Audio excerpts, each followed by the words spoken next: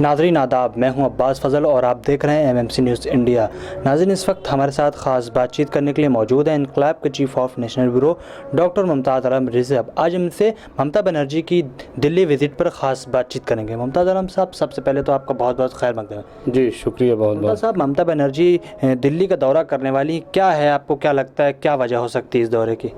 देखिए, अभी मानसून का इजलास जारी है पार्लियामेंट का, और दिल्ली में इस वक्त जिस तरीके की हंगामा आराई है, पेगासस का मामला हो यानी जासूसी वाला मामला हो, या महंगाई का मामला हो, या किसानों का मामला हो, हाँ, तो ये तमाम चीज़ें जो हैं वो बहुत पुरजोर तरीके से पार्लियामेंट में उठाई जा रही हैं। और 19 तारीख से पार्लियामेंट शुरू हुई है और अब तक पार्लियामेंट चलने नहीं दी गई है।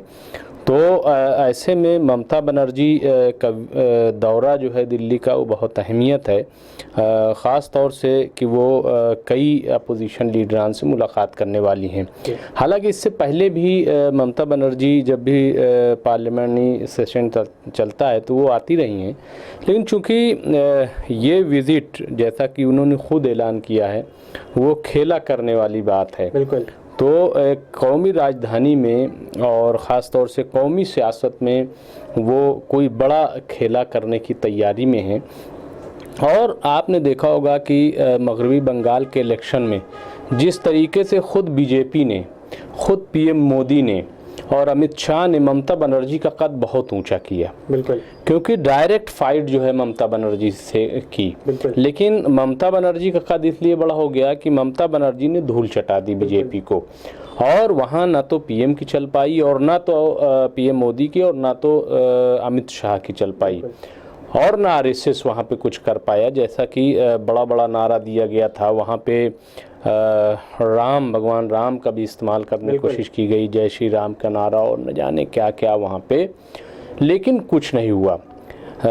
और अब जिस तरीके के हालात मुल्क में हैं और एक लीडरशिप की बात आ रही है, तो जो प्रशांत किशोर हैं, उनके सियासी मुशीर हैं, और जो बड़े चुनावी जो मैनेजमेंट गुरु एक तरीके से हम उनको कह सकते हैं, वो हैं। तो वो जिस तरीके से शरद पवार थे, उन्होंने पहले 3 मरतबा मुलाकात कर चुके हैं राहुल गांधी से और कई दीगर लीडरान से, और पूरी फील्डिंग एक तरीके से ममता बनर्जी के लिए सजा दी है। और एक ये कहा जा रहा है कि शायद 2024 के आम चुनाव में ममता बनर्जी ही चेहरा हों और मोदी का वो मुकाबला कर सकें। तो इन तमाम बातों की वजह से उनकी विज़िट जो है वो बहुत इम्पॉर्टेंट हो जाती है।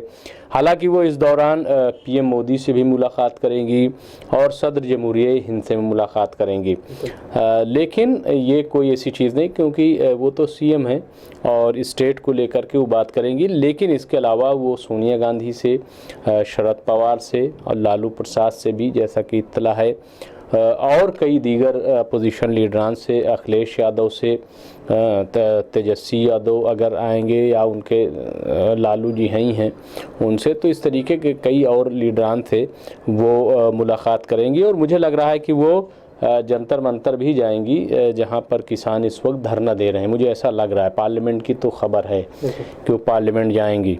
तो अब जब वो आएंगी और मीटिंग होगी, तो मीटिंग में क्या चीज़ें निकल रही हैं। देखिए, ममता बनर्जी ने साफ साफ कह दिया है कि वो बीजेपी और मोदी हुकूमत खिलाफ एक फ्रंट बनाना चाहती हैं। हालांकि यूपीए पहले से मौजूद था, लेकिन शायद वो एक नया कुछ ऐसा बनाना चाहती हैं, क्योंकि यूपीए से ख़ुद ममता बनर्जी ने अपने आप को अलग कर लिया था 12 में, और वो एफडीआई का मसला था, एफडीआई के सवाल पे।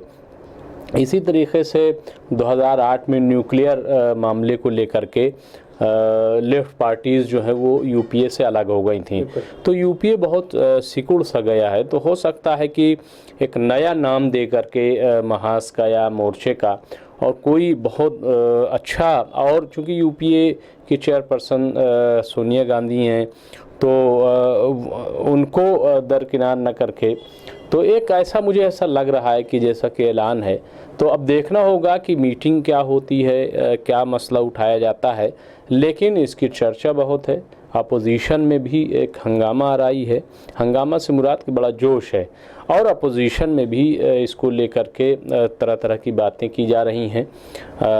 ये देखिए दो और चीज़ों से बड़ी इम्पोर्टेंट है। एक तो ये कि 5 सूबों में इलेक्शन होने 22 में, और फिर 22 में ही सितंबर अक्टूबर में सदर जमहूरिया हिंद का इलेक्शन होना है, यानी राष्ट्रपति का चुनाव होना है। तो उस नुक्ता नज़र से भी बहुत इम्पोर्टेंट है। और अभी आपने देखा कि शरद पवार के बारे में ये कहा जा रहा था कि वो शायद जो है वो बीजेपी में शामिल हो जाएं और उनको राष्ट्रपति बना दिया जाए, लेकिन उससे उन्होंने इनकार कर दिया। फिर अभी जब शरद पवार ने पीएम मोदी से मुलाकात की तब भी बहुत सवाल उठे। तो उसमें जो एनसीपी के लीडरान ने, तर्जुमान ने ये कहा कि ये मुलाकात मतलब तमाम पार्टीज से, कांग्रेस, शिवसेना को सबको पता थी, हम कोई खामोशी से जाके नहीं मिले, हमारे महाराष्ट्र के इशूज़ हैं और उनको लेकर के हमने मुलाकात की थी। तो ये शरद पवार की तरफ से कुछ इस तरीके की सफाई आई थी। तो बहरहाल बहुत तरह की बातें हैं अब्बास साहब, और ऐसे में ममता बनर्जी का आना और पूरे मीडिया का इन्वॉल्व होना मैं समझता हूँ कि एक बड़ी खबर होगी। जी सूरज साहब, आपको क्या लगता है कि ममता बनर्जी के दिल्ली दौरे से ख़तरा किसको हो सकता है, किसका नुकसान हो सकता है? नहीं, देखिए नुकसान ख़तरा का भी सवाल नहीं है कि किसको ख़तरा किसको नुकसान। वो कोई भाई एक पॉलिटिशियन है और दिल्ली जो है वो कौमी राजधानी है। और ये कि जैसा कि आज मैंने ख़ुद इनकलाब में लिखा है कि कौमी सियासत में एक बड़ी दस्तक देने के लिए या कौमी सियासत में खेला करने के लिए ममता बनर्जी आ रही हैं। तो इसमें नुकसान जाहिर सी बात है कि फ़ाइट तो दो ही में है, एक बीजेपी और गैर बीजेपी। जो गैर बीजेपी जो मतलब बीजेपी के साथ इन्वॉल्व नहीं है, तो उसमें फ़ाइट है। तो इसमें नुकसान सवाल कभी नहीं है। अभी एक तो बड़ा मसला ये है कि जो जासूसी कांड आया है वो क्या चीज़ है। सरकार कह रही है हम शामिल नहीं हैं, और अपोजिशन कह रहा है कि अगर शामिल नहीं है तो इसकी जांच कराएं आप। सुप्रीम कोर्ट की निगरानी में जांच कराई जाए, जॉइंट पार्लिमानी एक कमेटी से इसकी जांच कराई जाए, जेपीसी से। तो इस तरीके की डिमांड है। अच्छा, फिर ये सवाल उठ रहा है कि जब इजराइल जहाँ की कंपनी है वो जांच करा रही है तो आप जांच क्यों नहीं करा रहे हैं? हाँ, फ्रांस जांच शुरू कर दिया है, अभी और कंट्री इसमें इन्वॉल्व हो सकते हैं। तो ये एक बहुत बड़ा मसला है।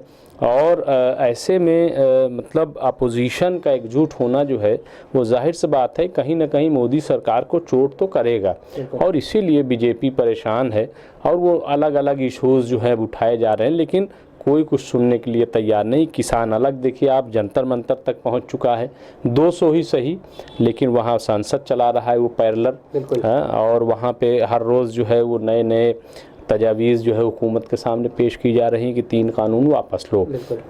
नंबर 1। नंबर 2 ये कि महंगाई का मामला ये है कि दिल्ली में 102 रुपये पेट्रोल कीमत हो गई। कल मैंने ख़ुद पेट्रोल ख़रीदा। और भी महंगाई हैं, डीज़ल बहुत तेज़ी से बढ़ रहा है, तो छोटी छोटी चीज़ें, रोज़मर्रा की चीज़ों की कीमतें बहुत बढ़ गई हैं। तो ये है। तो इस तरीके के बहुत, फिर हमारी जो आर्थिक व्यवस्था है वो चरमरा गई है। कल मनमोहन सिंह ने इसको बड़ी वजाहत की है कि हमारी हालत जो है 1991 से भी पस्त हो गई, यानी 30 साल पहले जो थी उससे भी हम नीचे चले गए हैं। तो ये बहुत अफसोसनाक है। बेरोज़गारी बढ़ गई है, बजाय ये कि रोज़गार हमें मिलता। जैसा कि खुद हर साल जो है 2 करोड़ रोज़गार देने की बात की गई थी, लेकिन मालूम ये हुआ कि उससे ज़्यादा घट गए हम। तो रोज़गार के मसाइल, फिर जिस तरीके से प्राइवेट कंपनियों का इन्वॉल्वमेंट बढ़ता जा रहा है और सरकारी कंपनियां ख़त्म हो रही हैं, वो एक बहुत बड़ा इशू है। तो बहुत सारे इश्यूज़ जो है वो मिल करके, तो अपोजिशन जो है इसी को लेकर के एक गोलबंदी कर रहा है, एक मुहासरा जो है वो कायम कर रहा है मोदी सरकार के खिलाफ। जी साहब, बहुत बहुत शुक्रिया। जी शुक्रिया, बहुत बहुत। नाज़रीन, जैसा कि आप देख रहे थे, इस वक्त हमारे साथ ख़ास बातचीत करने के लिए मौजूद थे इनकलाब के chief of national bureau doctor Mumtaz Alam Rizvi sahab. आज हमसे ममता बनर्जी के दिल्ली दौरे पर ख़ास बातचीत कर रहे थे। हम फिर हाजिर कुछ बड़े खबरों के साथ। देखते रहिए MMC न्यूज़ इंडिया, नई दिल्ली। शुक्रिया, खुदा हाफिज़।